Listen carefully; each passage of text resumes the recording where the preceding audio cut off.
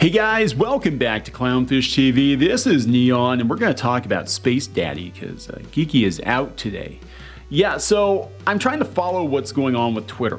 And as best I can tell, Elon Musk is trying to back out of his deal, claiming that Twitter is mostly bots, that Twitter is fake. We all knew it was fake, right? Twitter's fake. And, you know, there's been some difficulty in him getting out of it. There's a lawsuit and a lot of allegations on both sides. Personally, I think he will get out of it, or he will get it much cheaper. But yeah, so now there is this whistleblower, an ex-Twitter security chief. He said that Twitter was very lax in its security, that they didn't really do much about fake accounts. I mean, this is true. Twitter is very easy to fake. You can create as many accounts as you want to, you know, and they're going to let people do that because Twitter wants to sell itself as being much more popular than it actually is. Again, you know, we've talked about this before.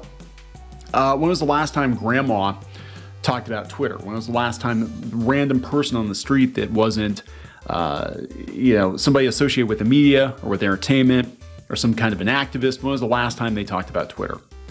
You know, normal people don't use Twitter. They use Facebook, they use Instagram, Snapchat, TikTok, basically everything but Twitter. And of course they're gonna fake their numbers. They got to turn a profit at some point. They have to give the illusion of you know, getting your ads in front of advertisers. You know, so it's all been, from my point of view, it's all been one big shell game. Elon Musk got the data, took a look at it, and he's like, yeah, it's all fake. I'm not paying $44 million for this. So we're going to talk about where things are at right now. And again, I have not been following this day to day. I'm still on the fence about Twitter.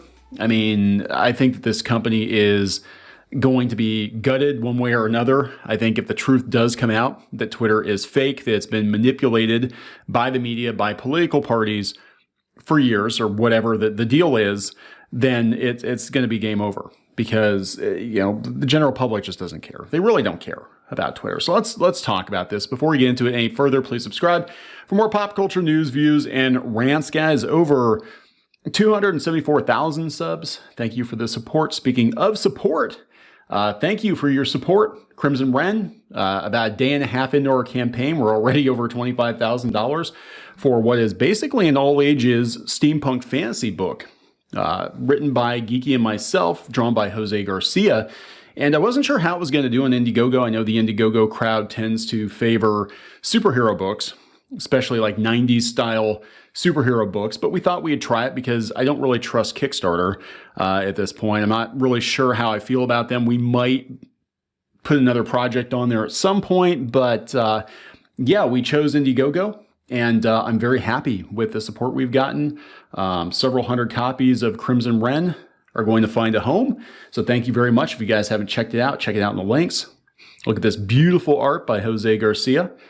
This book is very cool. It's a very cool book. We're very proud of it. And we're hoping that you will enjoy it as well. So let's talk about this. It's making the rounds. Yahoo Finance picking it up. Ex-Twitter security chief whistleblower complaint is a godsend for Elon Musk. Twitter's ex-security chief has filed a whistleblower complaint with claims that, if proven true, could make it easier for Elon Musk to walk away from his $44 billion deal to buy the social media company. Oh, $44 billion. I might have said million earlier. I meant billion. So this is Mudge, a widely respected hacker who was fired in January, sent a 200-page complaint to federal officials accusing Twitter's top execs of violating laws and regulations by covering up lax security, eschewing resources to fully understand its prevalence of fake accounts. The issue of fake accounts plays a central role in the legal battle between Musk and Twitter, which is suing him in an attempt to force him to go through with the deal. The whistleblower claims regarding fake accounts present a considerable tide change in the lawsuit set for trial in a Delaware court beginning October 17th. Prior to the claims, some legal experts had predicted that the seller-friendly merger agreement would tip the case in Twitter's favor, with Delaware's chancellor ordering Musk to go through with the deal. That was the thing. Musk said the deal was contingent on Twitter being 5% or less fake.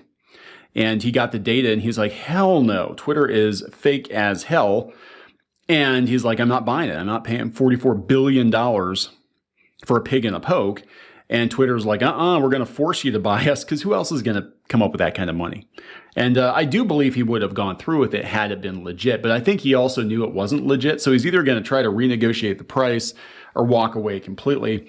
So this changes everything. A University of Iowa law professor said, this is like a godsend for Musk. The whistleblower's complaints, if true, are exactly what Musk needs to get out of the deal. I mean, tailor-made. Weeks after agreeing on April 25th to acquire Twitter's outstanding stock at $54.20 a share, Musk posted on Twitter hinting of cold feet. A termination letter from his lawyers followed, accusing Twitter of breaching the deal by withholding the methods it used in public filings to estimate that less than 5% of its 238 million monetizable daily active users are fake or spam accounts. Musk and his lawyers say they suspect the number is higher. I think it's much higher. I think we're going to find out that Twitter is like half fake.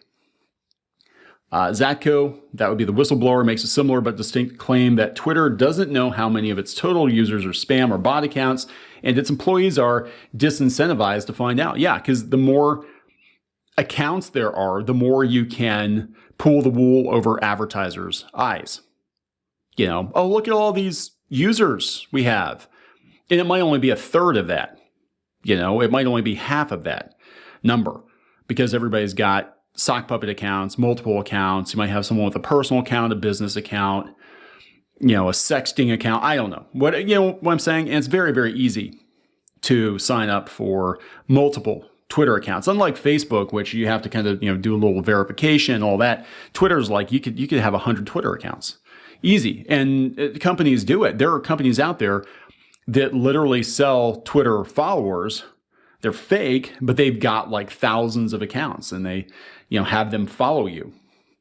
If the complaint is accurate that Twitter does not know its total number of bots and leads to a finding that Twitter cannot accurately estimate its total users, Miller and two other legal experts tell Yahoo Finance it would make it easier for Musk to accuse Twitter of fraud and in turn use the fraud claim as a basis for exiting the deal.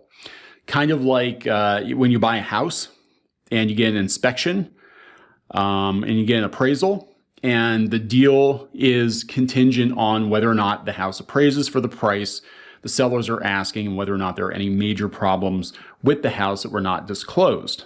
Something falls through, you have an out, you have a loophole. And if it turns out that the deal was contingent on Twitter being less than 5% fake, which I'm telling you, Elon Musk knows damn well Twitter is significantly more fake than 5%. He knew this going into it. Then that gives him an out.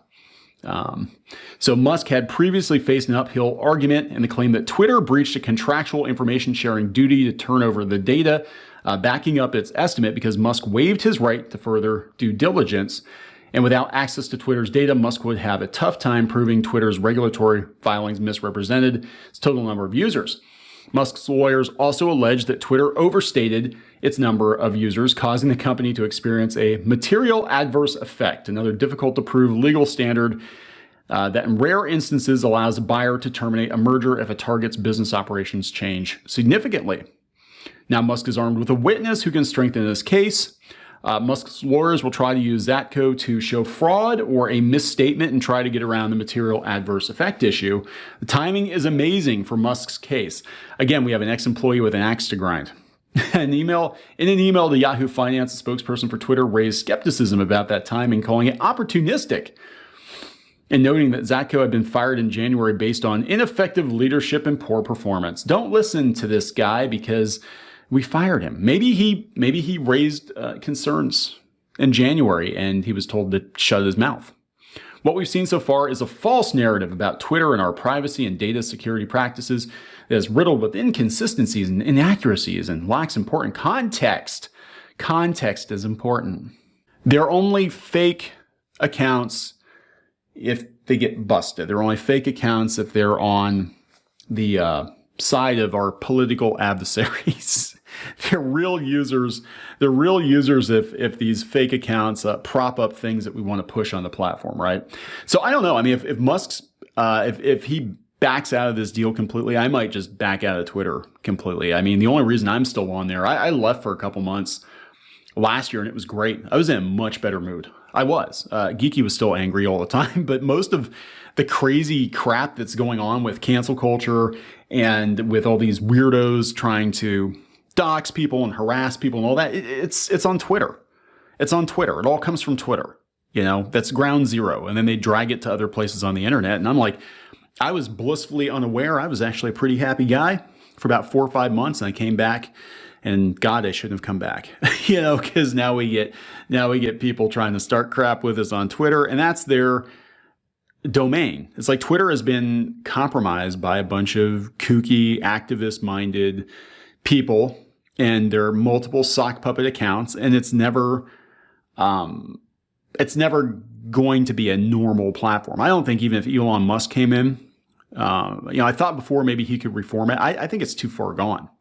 I think Twitter is too far gone at this point. I think people will be like, oh, Elon Musk bought it. That's cool. Okay, back to Facebook, back to TikTok. You know, normal people don't use Twitter, and abnormal people use Twitter. So let's see. The University of Delaware law professor Lawrence Hammermesh says now that Zatko's claims are in play, Musk's case no longer rests on guesses about Twitter's fake account figures, which Musk himself admitted lacking enough data to prove. So they got the security guy from Twitter. It's like, yeah, that's fake. Instead, he'll have the opportunity to elicit testimony from Zatko, who has alleged that Twitter's executives knowingly lacked tools to know how many fake accounts ran on the network, a claim that conflicts with Twitter's regulatory filings that say the company stands behind its spam and bot counting methods. If it pans out, Musk's case looks a lot better.